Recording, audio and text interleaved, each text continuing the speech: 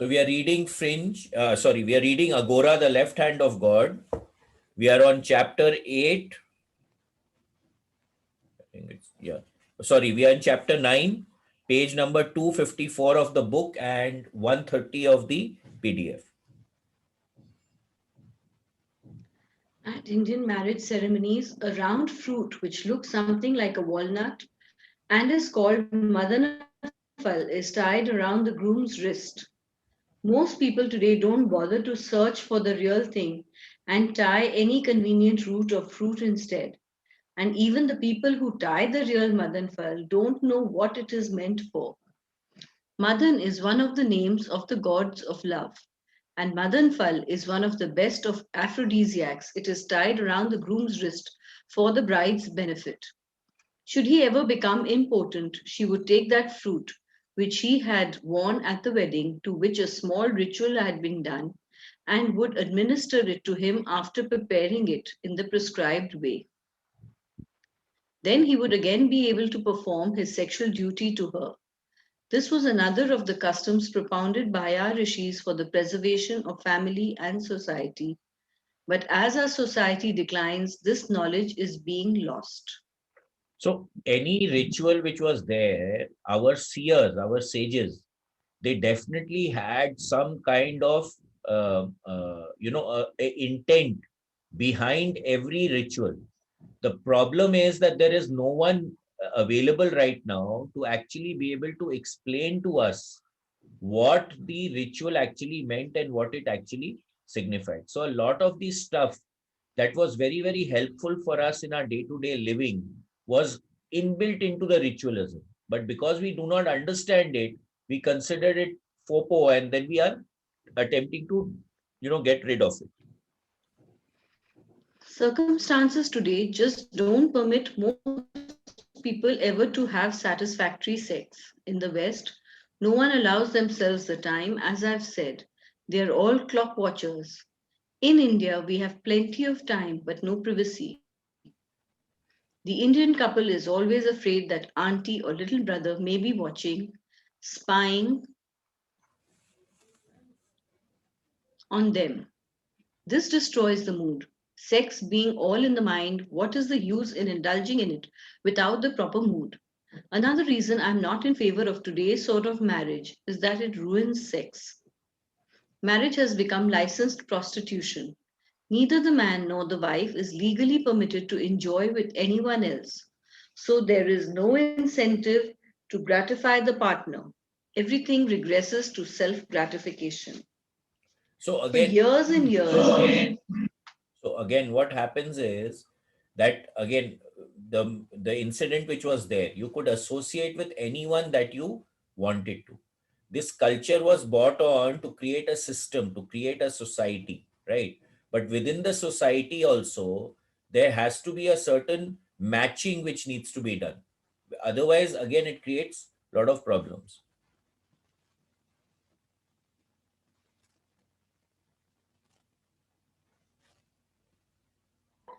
For years and years, the priests burned widows alive on their husbands' funeral pyres, claiming that by doing so, the women would become sati. Nothing could be more ridiculous. If a man and a woman are deeply in love, the one will not be able to last once the other dies. The longing is just too strong. My own father lived only a couple of years after the death of my mother, and during that period, we would often find him sitting apart, wiping the tears from his eyes. A woman who finds herself bereft of her husband, who she truly loved as a god incarnate, will not find any other further interest in life and will die. She may not throw herself on the pyre, she may starve herself or just waste away, but she will quit living. She is Sati. She has gone beyond Rin and will meet her man again in future births. As long as you are restricted by Rin, you will have no free will. Only when the limitation of Rin is broken can you become Sati. So again, if I'm so connected to a person, then I cannot live without that person. So if a person is really in love, you will you will not be able to survive after that person goes. And this has been seen in many cases, many couples. When one of them passes away, the other one also very soon passes away also. A woman who is not so attached to her husband will not bother too much about his death. She will continue living. She might marry again. The Rinanubandhan between her and her former husband is broken. They will no longer be born together, but will go their separate ways. The same goes for a man whose wife dies and who then forgets her. These are not true marriages, only arrangements for the fulfillment of Rinanubandhan. I say, why bother with marriage at all? It is no longer necessary to marry to enjoy sex. People enjoy more or less as they please nowadays. The only other use of marriage is to make the children you produce legitimate in the eyes of the law. This is convenient, but it is not an insurmountable difficulty if you prefer otherwise. Many famous men and women were illegitimate. Why bother to marry and create complications for yourself?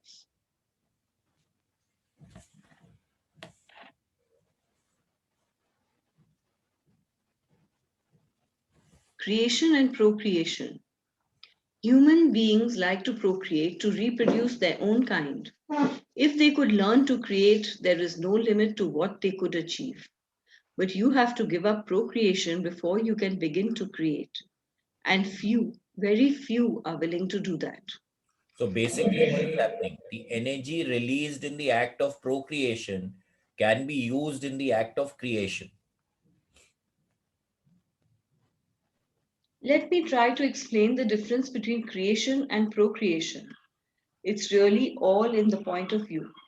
Ordinary women, men and women treat nature as something external to them.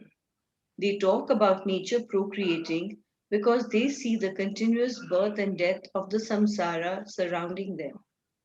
Because of ignorance, they conveniently forget that they too are a part of the copulating game, insignificant worms in the samsara themselves. They self identify with their own limited bodies and personalities. This puts them under the control of nature, and they are not even aware of it. They remain subject to the law of karma and to rebirth.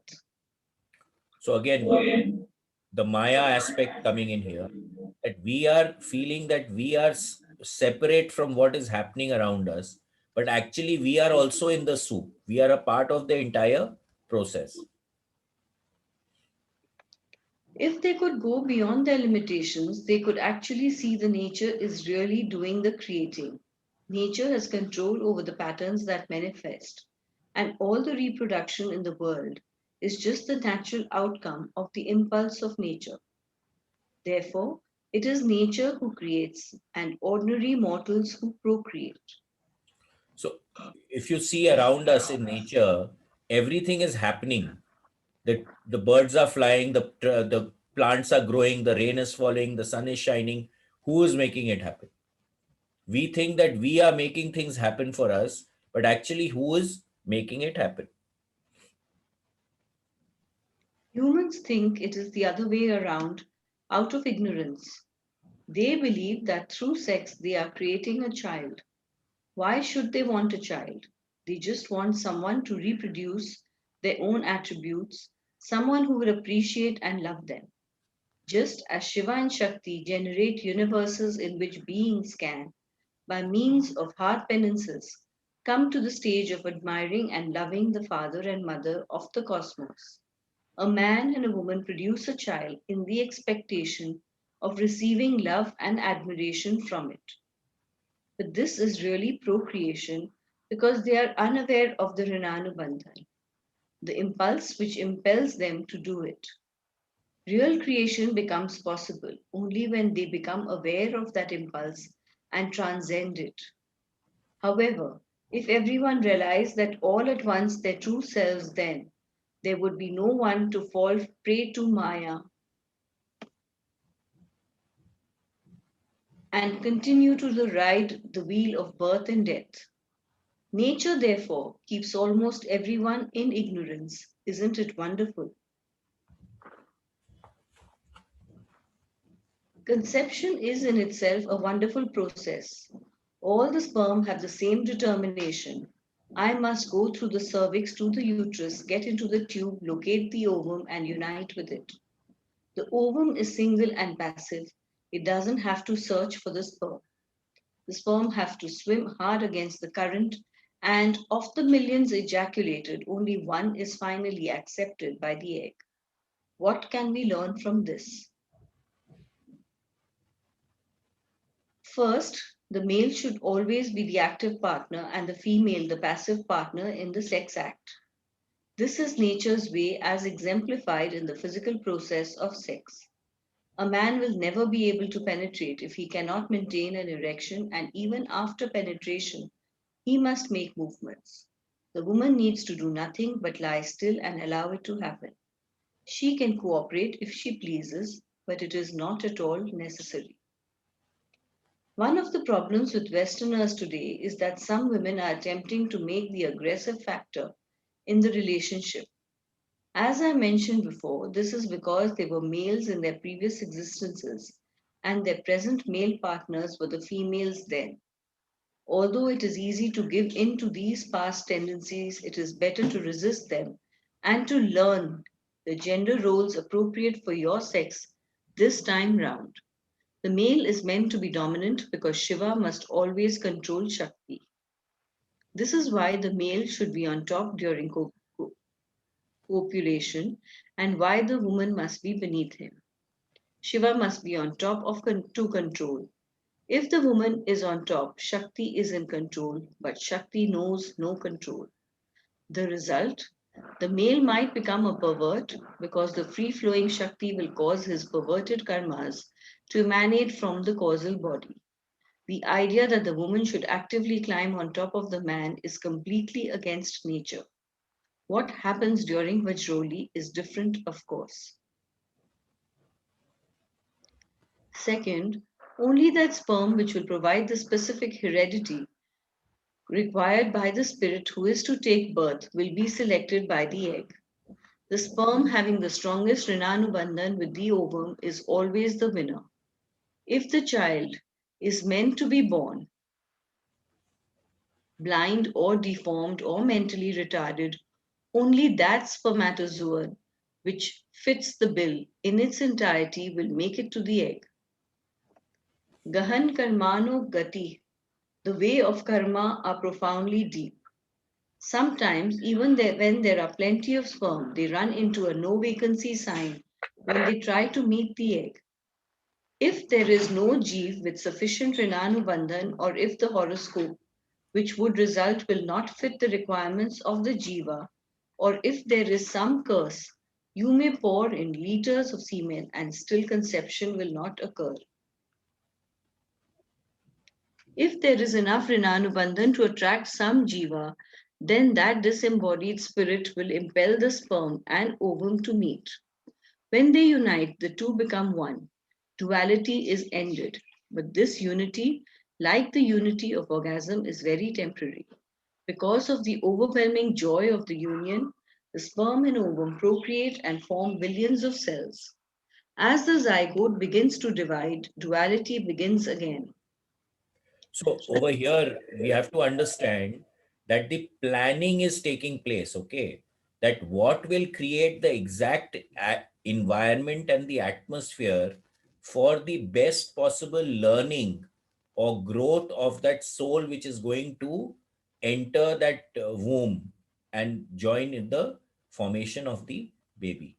Okay, so it says over here, to attract some jiva, then the disembodied spirit will impel the sperm and ova to meet because it meets his or her requirements.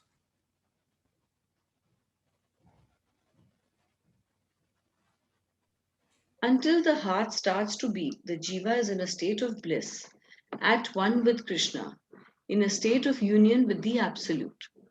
Once the heart starts to beat, personalized existence begins. Separation from the beloved. The jiva really begins to self identify with the fetus only after the heart starts to beat. The jeev enters the zygote at the moment of conception, to be sure, otherwise, growth and movement would never occur.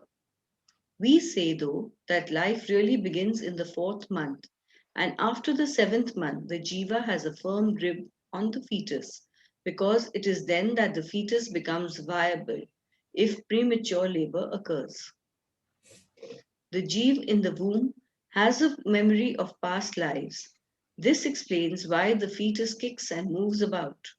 It recalls its past freedom and resents being trapped in a cramped womb, surrounded by hot peated intestines, tortured by the spicy food, intoxicants, and other inappropriate things its mother indulges in. The subtle body completely self identifies with the fetus and enjoys the placental food. Despite the torments of living in its own waste products, it never wants to leave the womb because it remembers its past lives and comprehends the mistakes it has made. It promises God that if it is permitted to remain in the womb indefinitely, it will worship with concerted mind. So again, the energy or that embodied spirit keeps coming and going. Okay. And it also has a memory of past experiences at that time because it is still in an expanded state of consciousness, even in the womb. It is said that a pregnant lady automatically starts to generate BG3 energies. That means she becomes a sacred space. That's why all pregnant ladies are revered in most cultures, and they're given a lot of space and a lot of privileges because she is pregnant, right? Also, what happens is that the coming and going is a lot dependent on what is happening and what is the connection that the spirit is developing, and whether that spirit really feels that yes, it will achieve what it wants to achieve with that womb. And it is said again, Ruth Montgomery talks about it in her book, that the flipping of the spirit can also take place up to the fourth month. After that, the spirit gets connected with the body. At the moment of birth, though, the fetus is cut off from the placenta. Because it craves food, it projects its mind outward and forgets its past lives. When its head is squeezed coming through the birth canal, it forgets everything and comes into the world screaming, Koham, Koham, who am I? Who am I? Some hear it in cries, Uma, Uma. Uma is one of the names of Shiva's wife Parvati. By crying Uma, Shakti is calling, I am here. The embryo fetus is the characteristic of Maya. At the time of birth, the fetus forgets all the promises it has made to God about what it will do after its birth. Because the mother and father were copulating only for pleasure, not to have a child. Even in those couples whose aim was to procreate, the last moments of coitus produce such great passion that they forget everything except the bliss of sex. And this is what makes the child forgetful as it is born. Out of a million cases, maybe one couple will unite for the specific purpose of producing progeny and will keep the determination even through the orgasm. That child will remain fuzzily aware of his past existence. He will have a sort of ESP. So again, what is the intent behind an act starts to play up over here also. Why should a guru call the disciples who come to him children? Because in a very real way, he is creating them. Though not through the usual method of procreation, he is not interested in the body at all, only in what is within the body. So the Jesus, guru is actually creating the disciple, right? He is molding the brain of the disciple. So he is actually giving birth to the disciple. Jesus said, You must be born again. He meant that you must be given a new birth by your guru. The guru must recreate you after first destroying you. Your ordinary physical birth pushes your face into the slush of the samsara. The guru gives you a new birth which takes you out of the world. So again, what does a guru do? It changes your perspective. He changes the way that you are looking at things. So He creates you in a new form. Doesn't it make sense then for an Agori to die to the world? Once you're dead, you can be easily reborn, and this time with full consciousness of who you are.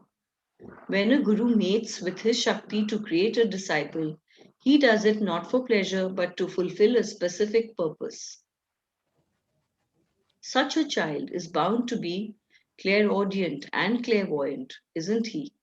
So again, the intent with which something is forged will carry that imprint throughout its life. This is why a true guru will always be celibate.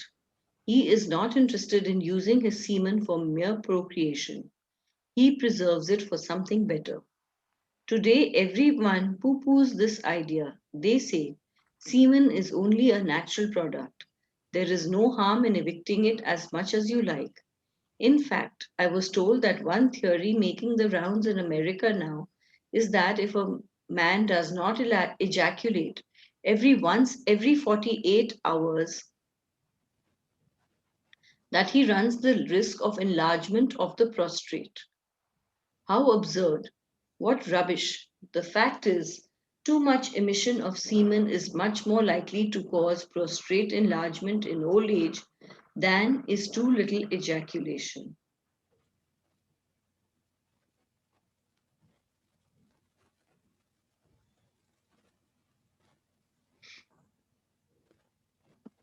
Ojas. For creation, you must use the semen in a different way than the way you use it for procreation. Semen is that substance in the male body which has the ability to create. Only procreation is possible if it is expelled from the body, ejaculated during the sex act. If it is retained within the body, stored instead of being wasted, then real creation becomes possible through ojas. Ojas is the source of the body's metabolic energy, the Jathar Agni. Loss of semen means loss of ojas and thus loss of digestive power. Ayurveda cautions that all diseases result from disturbed digestion, which explains why Ayurveda always also cautions that a wise man should preserve his semen. So again, this is basically energy, right? Now, if you are expelling the energy, then the energy is gone. Whereas if you can retain the energy and rechannelize it, then it becomes a energy which can be used in the process of creation. It is said in Ayurveda that ojas is derived from semen, but that this is not quite so. Ojas exists in association with the head and the nervous system. In fact, the aura or halo which you can see around a person's head is composed of his or her ojas. When I say that loss of semen causes loss of ojas, you must remember that sex is all in the mind. Before the penis surges into erection, there must be a mental command for it to do so.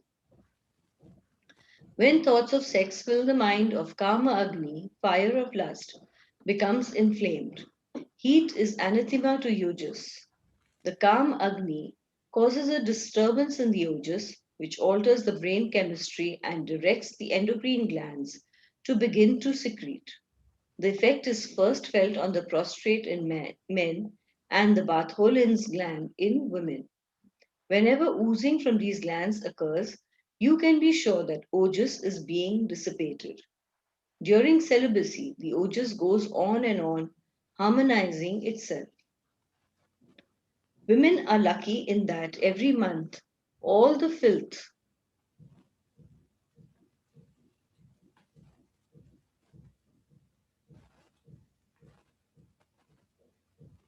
in the blood is drained out. This is the function of menstruation, and each menstrual cycle strengthens a woman's ojas because there is less waste material in the body to disturb digestion or brain chemistry. Unfortunately, since women are 9 times more passionate than men, most of them will find that this increased ojas merely serves to increase their sex drive. They will be impelled to copulate more, and all the benefits will be lost. Ayurveda recognizes that the same substances which rejuvenate the body also act as aphrodisiacs and warns that when a rejuvenating effect is desired, sex must be restricted. Ordinary sexual activity destroys urges, but so do thoughts of sex and sexual fantasies, even if you do not act on them. In fact, continual brooding about anything is equally devastating to the urges because thoughts causes the mind and brain to heat up. And all this mental heat, no matter what the cause, causes excessive physical heat. According to Ayurveda, excessive heat in the body leads to constipation, the root of most diseases. Heat also causes hypersecretion of all the glands, which in turn excites the mind via the body. It's a vicious cycle. Excess coolness in the body can be readily dealt with. Excess heat is dangerous. Any unnatural heat ruins the ojas just as surely as does an inflamed Kama Agni. Likewise, harmonious thoughts increase ojas. How often have you heard someone say to a pregnant woman, "What a glow you have about your face"? That glow is the aura composed of ojas. You might think that a pregnant woman's ojas would be low because her body tissues are being depleted to furnish nutrients for the baby. But because of the emotions of motherhood, the overwhelming love for the child being formed, ojas actually increases. So the pregnant lady is actually pretty powerful. Conservation. If you want to progress from the state of being a donkey in human form, one who lives for eating and procreating, to a higher state, you must conserve your semen. If you are female, you must preserve the vaginal secretions which pour out during excitement and sex. The need for celibacy is the same in both sexes. There are dozens of good reasons for brahmacharya, celibacy, but we will consider just a few. First, Newton's law of motion. Action and reaction are equal and opposite. When a man indulges in too much sex or masturbation, he kills millions upon millions of sperm. He gets a little thrill out of it, but he must reproduce all those living beings again within his body. Celibacy is not meant to remove all pleasures from life. It is meant to avoid killing sperm, among other things. After such an overindulgent man has died, isn't nature right to make him be born as a spermatozoan for at least 7 births? Then he learns what it is like to be wasted, living quietly in the body. A brief moment of joy, freedom, and finished. And such a man will continue to be reborn as a sperm until he can locate an ovum with which he has some Rinanubandha. You see, hells are not imaginary. Some of them exist outside the earth, but many exist right here. It's just that we can't see them easily. When you become aware of the real significance of, say, Kumbhipak, the hell in which you are born and reborn as a spermatozoan, well, then you will say, "Oh, yes, now I realize."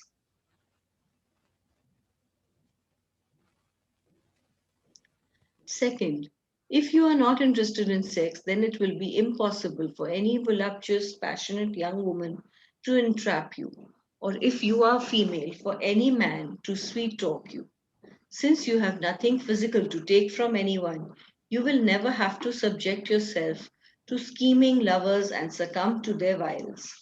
The more you indulge in sex, the more your mind becomes attached to it. This makes it far easier for someone, human or spirit, to use sex as a bait to hook you. Abstinence, brahmacharya, is safer.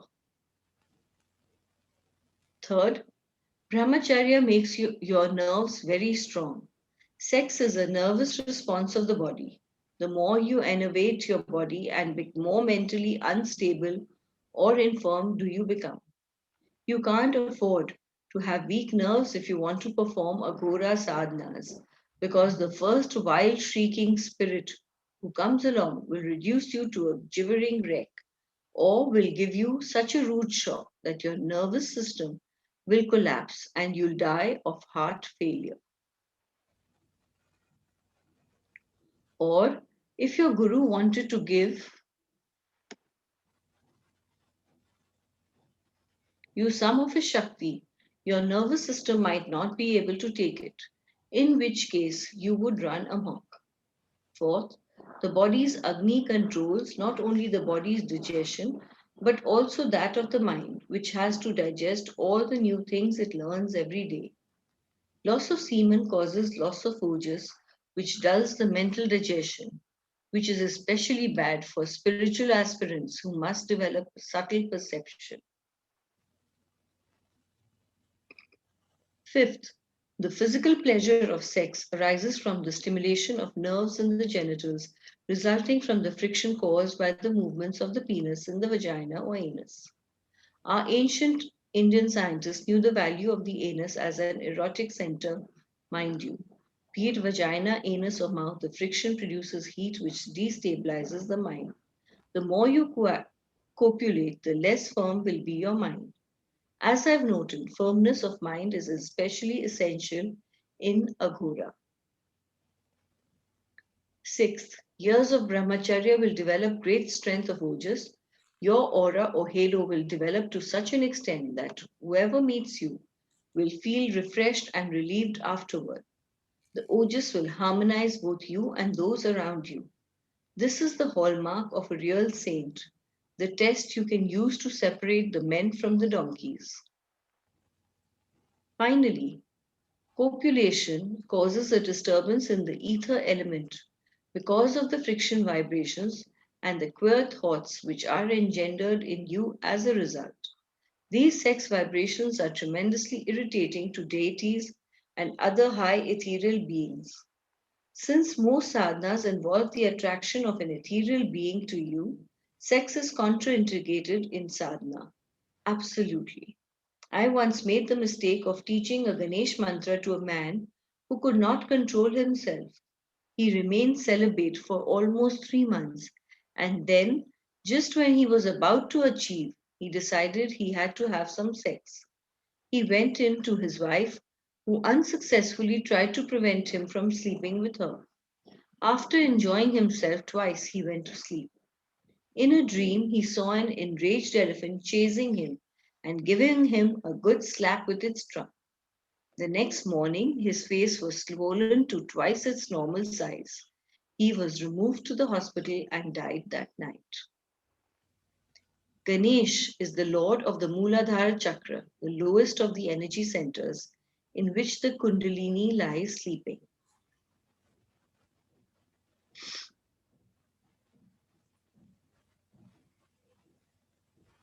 Now, just imagine if you are doing penance to make the energy move upward, and suddenly you reverse its flow and make it move downward in great spasms. What is going to happen? You will blow out your nervous system like this man did. Consider two other benefits of remaining celibate. According to Ayurveda, it takes 30 days for a drop of semen to form. In those who are good celibates, the semen is so sticky it can be pulled out into a meter long thread without breaking. Very sticky, and its consistency is like cream. If it falls onto cloth, it can be knocked off without staining or separating. Such high quality semen is sure to produce high quality progeny if used for that purpose. Also, ojas is a living substance. We say it is derived from semen because all the jivas in the unused sperm give up their individual existence and merge with the ojas. This can happen only in a true celibate and is a sort of blessing to the jivas in the sperms because they become exempt from taking any future births. I mentioned that the ojas forms the halo or aura which attracts people to a saint. How could they be attracted unless it was a living substance? I am talking about a true attraction here, not some sensory enticement. Buddha's aura, for instance, affected everyone within a 50-mile radius or wherever he was staying.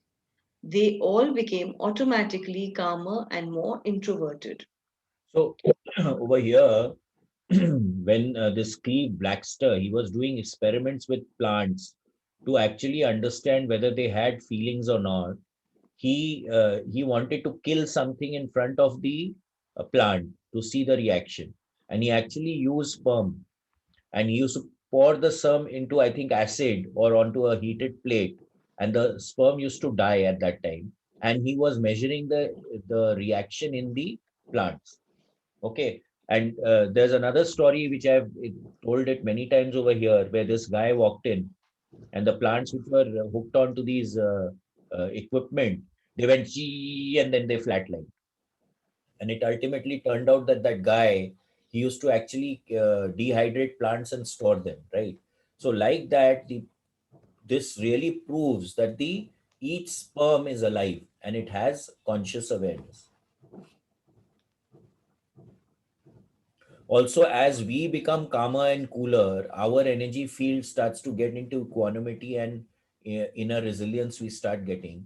We will start affecting the atmosphere around us also. And actually, we won't be a 50-mile radius as of now. But as we start becoming cooler and calmer and we become more centered, we will also start having a nicer effect on people who come around us. I hope you know now some of the importance of brahmacharya. Now it is necessary to consider the methods by which celibacy can be preserved. The most obvious method is simple avoidance of sex, but this is not perfect. The more you restrict yourself, the more frequent will be your nocturnal emissions. If you go in for physical control, you must be very thorough. Some asanas will deaden the sexual nerves. In certain rituals, a thin wire is passed through the penis and tied tightly around it to ensure that not even a drop of prostrate fluid is lost. But all this is limited because if the mind is not controlled, thoughts of sex will still emanate and ojas will be lost. Loss of ojas is far more detrimental to the body and mind than is loss of physical semen. So what happens, this nightfall, they call it, is there, which happens to most people, most children also. The reason for that is when you're not releasing it, it gets released on its own.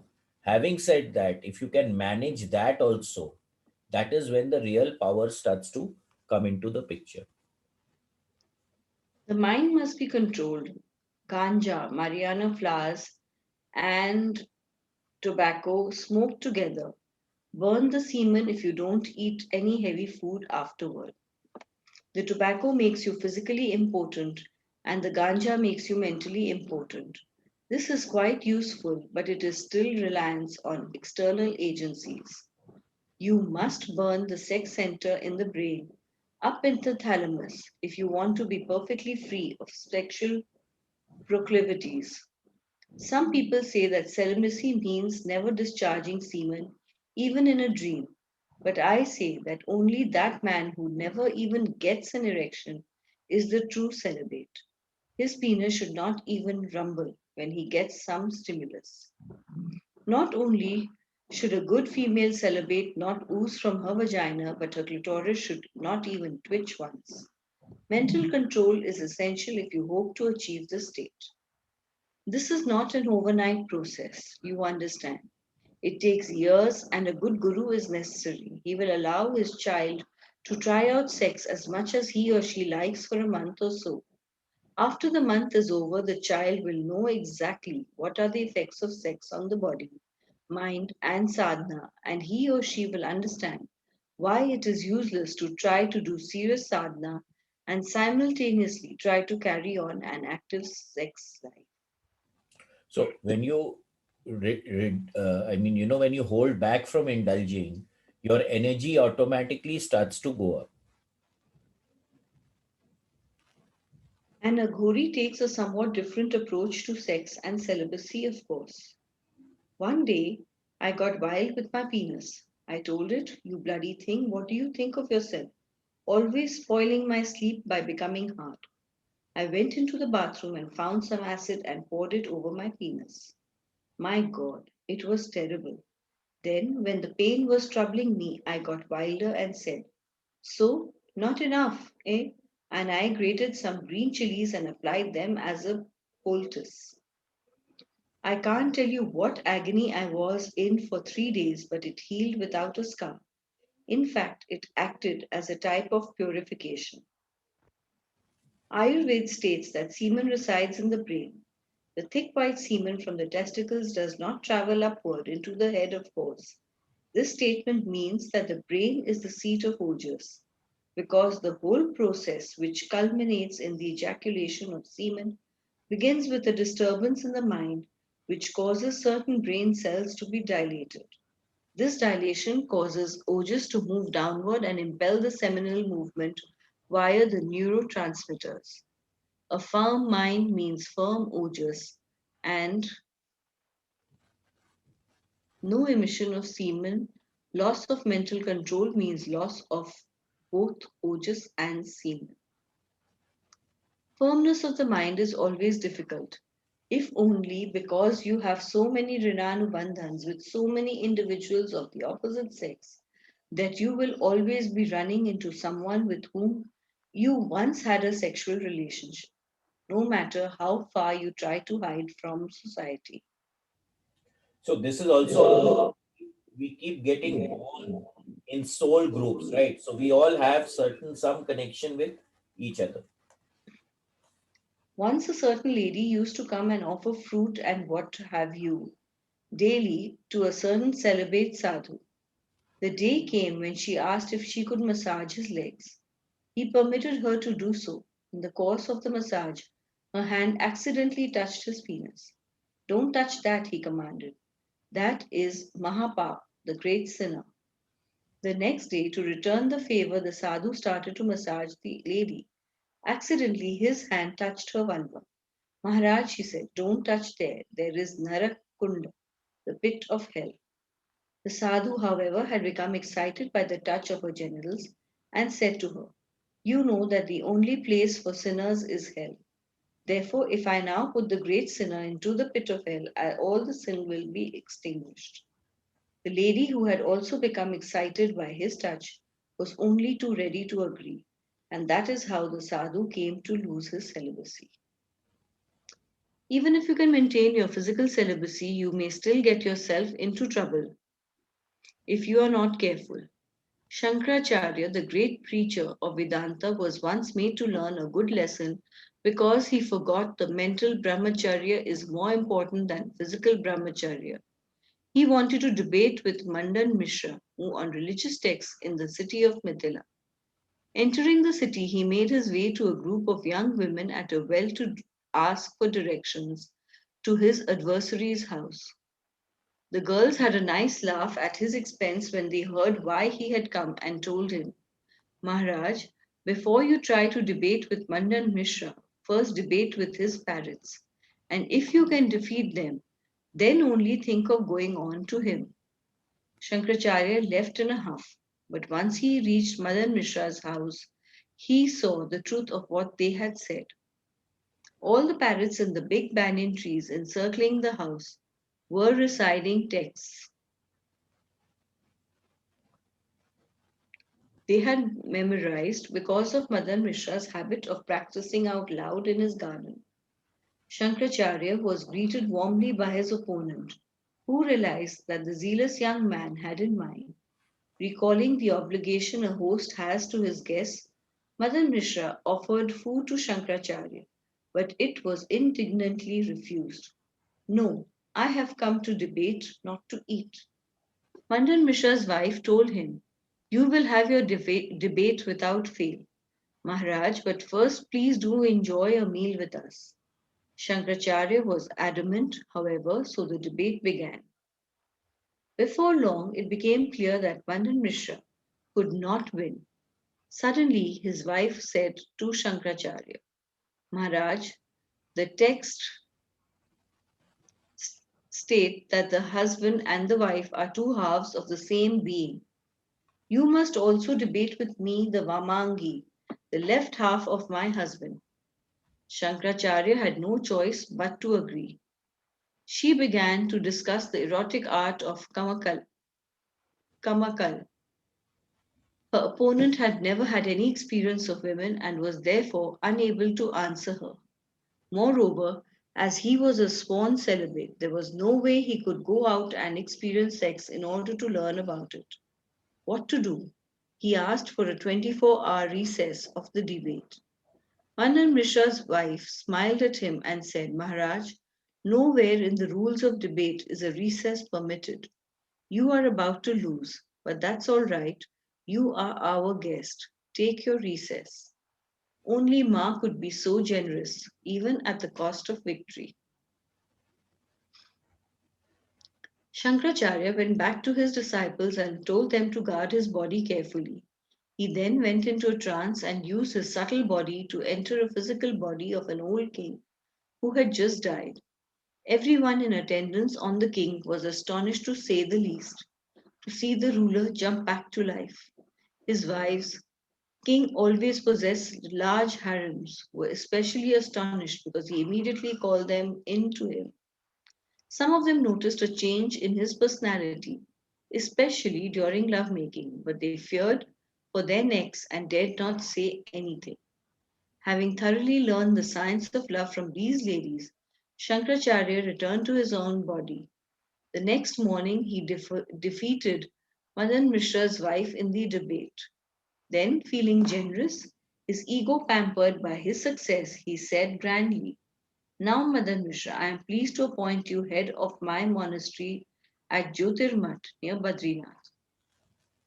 Madan Mishra's wife laughed in Shankaracharya's face and said, At one time, I thought you were a true ascetic, but now I see you are a fake just like all the rest. Shankaracharya got the shock of his lifetime and said, What do you mean? She replied, You teach that the physical universe is just an illusion and that Maya does not exist. If not, you are not your body, but are the pure, undefiled, universal soul, as you claim to be, then your vow of celibacy applies to your body and to your mind and to your entire consciousness. How could you then legitimately enjoy sex through your subtle body? Are you not guilty of breaking your vows? Is this not a stain, a stigma on your ochre robes of renunciation? Moreover, if the universal soul is all that exists in the universe and all else is illusory, then you and your debating and your success in this debate are also illusory. If you, I, and my husband are all the same universal soul, then with whom are you debating? Yourself? Isn't it a contradiction in terms? My husband is named Mandana, construction. He believes in building things up. He encourages and provides confidence to those who come to him. You believe only in destruction. All for what? To prove to the world, which you believe to be illusory, that you are unconquerable in debate? What is your value? Can you compare with my husband? Shankaracharya had to keep quiet. Shakti had taught him a good lesson. Actually, there is some distinction between physical and mental brahmacharya. Even though Mandan Mishra's wife was correct in her argument that a sworn brahmachari must observe total celibacy, it is never bad to preserve bodily celibacy even if you must perform mental sex to complete some Rinanubandhan. Nor is it bad to preserve mental brahmacharya to completely aloof from the body if you must perform physical coitus to fulfill some rin. This is how an agori works. In fact, the body does whatever it must do to complete its rinas, and the mind is a passive observer, never self identifying with the actions of the body. It is unbelievably difficult though. Okay, I think we can stop here.